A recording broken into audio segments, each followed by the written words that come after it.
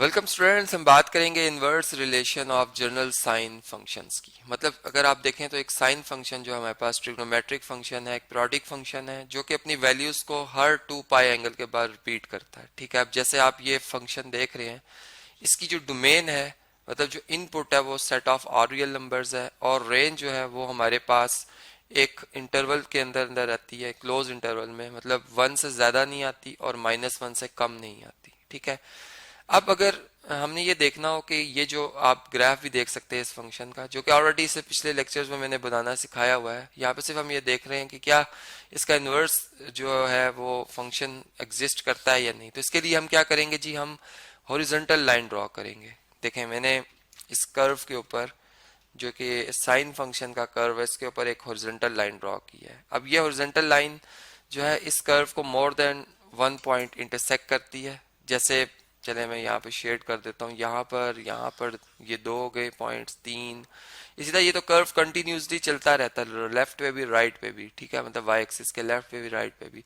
तो फिर तो बहुत से पॉइंट्स आएंगे। इसका मतलब इसका जो इनवर्स फंक्शन है वो नहीं एग्जिस्ट करता। अब देखिए, हमने यहाँ पर चूंकि रिलेशंस तो बन सकते हैं। ठीक है, जैसे x is equal to sine inverse of y। अब मैं इसमें मतलब जो y है बेसिकली, जो कि मेरे पास 1 से -1 के इंटरवल के नंबर्स हैं, रियल नंबर्स हैं, वो जब मैं इसमें पुट करता हूँ तो मुझे इनवर्स जो फंक्शन है साइन प्रोसेस होने के बाद मुझे x की वैल्यू देता है। लेकिन वो वैल्यूज, अब हम जब इस कर्व को हमने बनाया तो हमने देखा कि अगर मैं इधर चले वर्टिकल लाइन ड्रॉ करता हूँ, ठीक है, जैसे ये 0.5 पे, ये हमारे पास x 0.5 पे अगर मैं मतलब एक लाइन ड्रॉ करता हूँ तो मैं देख रहा हूँ कि ये वर्टिकल लाइन जो है इस कर्व को मोर देन 1 पॉइंट इंटरसेक्ट कर रही है। ठीक है, मतलब x अगर डोमेन की वैल्यू है तो रेंज की वैल्यू एक ही डोमेन पे आपको मोर देन 1 रेंज मिल रही, जो कि फंक्शन की डेफिनेशन के अगेंस्ट है। ठीक है, मतलब ऐसा नहीं हो सकता। तो यहाँ से आप देख सकते हैं कि ये फिर फंक्शन नहीं है। ठीक है, अगर आप कर्व बना भी देते हैं तो इस कर्व बन जाने से ये नहीं है कि ये फंक्शन बन जाएगा। हमने देखा कि ये फंक्शन नहीं है। ठीक है, ये आपको मैं पॉइंट्स शो करके बता रहा हूँ कि इन पे डोमेन का एलिमेंट ए सेम है लेकिन रेंज डिफरेंट आ रही है। ठीक है, तो इस तरह से हम कह सकते हैं कि अगर हम रिस्ट्रिक्ट कर देते जो साइन फंक्शन है साइन ऑफ एक्स को, अगर ये y ही के मैं इक्वल लिखता हूँ, अगर इसमें मैं रिस्ट्रिक्ट कर दूं कि जो x है वो बिलोंग करे -π/2 से +π/2 के क्लोज इंटरवल में, तो अब ये जो मेरे पास फंक्शन होगा साइन फंक्शन, ये एक 1 to 1 फंक्शन होगा। इसका इन्वर्स भी एग्जिस्ट करेगा और इससे मैं कहूँगा ये प्रिंसिपल साइन फंक्शन है। ठीक है, जो कि ऑलरेडी मैंने इसके ऊपर बात की भी, आप प्रीवियस लेक्चर्स में ये बात इसको डिटेल में देख सकते हैं, इसके ग्राफ को भी देख सकते हैं। ठीक है जी, तो ये इस तरीके से हमने इस बात को समझा। अब एक प्रॉब्लम से मैं आपको यही कंसेप्ट जो है थोड़ा सा रिवाइज करवा देता हूँ कि एक क्वेश्चन आता है जी कि साइन इनवर्स ऑफ 1/2 की वैल्यू बताएं। ठीक है, अब इसमें हम जब इसका जवाब देने जाते हैं, मतलब क्वेश्चन में सिंपल सा में कहा जाएगा कि इसका सोल्यूशन फाइंड करें, तो बेसिकली ये हमारे पास जो 1/2 है ये वैल्यू है, हमें एंगल तलाश करना है। एक्स जो होगा वो एंगल होगा, क्योंकि साइन इनवर्स जो है वो एंगल उसकी रेंज होती है। ठीक है, डोमेन में उसमें नंबर्स आ रहे होते हैं, मतलब एंगल भी एक बेसिकली रियल नंबर ही होता है लेकिन हम उसको डिग्री में ला सकते हैं। ठीक है, अब देखें इसमें अगर हम यूं बात करें कि हम ये बात जानते हैं कि साइन जो है वो π/6 के ऊपर जो आंसर देता है वो 1/2 देता है। ठीक है, जो कि फर्स्ट क्वाड्रेंट है। ठीक है जी, फर्स्ट क्वाड्रेंट है।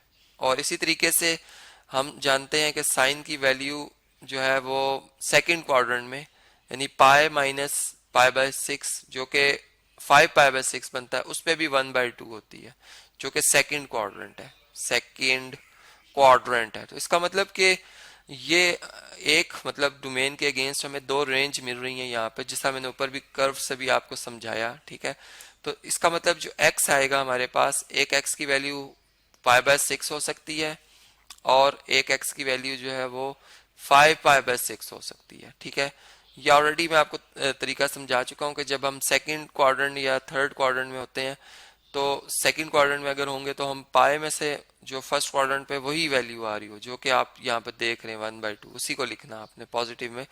तो आप वो एंगल माइनस कर दें तो आपको सेकंड क्वाड्रेंट का एंगल मिलेगा, और अगर आप पाई में ऐड कर देंगे पाई बाय 6 तो आपको थर्ड क्वाड्रेंट का वो एंगल मिलेगा। ठीक है, तो खैर ये तो बात हम ऑलरेडी जानते हैं, और इसमें हम प्लस कर देंगे 2 टाइम्स एन पाई। चूंकि इसमें पीरियोडिक फंक्शन है ये एक साइन फंक्शन, और इसका पीरियड 2 पाई है, इसलिए मैं इसमें 2n पाई ऐड कर रहा हूँ, और n जो है वो हमारे पास इंटीजर है। इंटीजर्स आप जानते हैं कि पॉजिटिव और नेगेटिव में होते हैं, मतलब एडिटिव इन्वर्सेस होते हैं एक दूसरे के, जीरो भी होता है उसमें शामिल।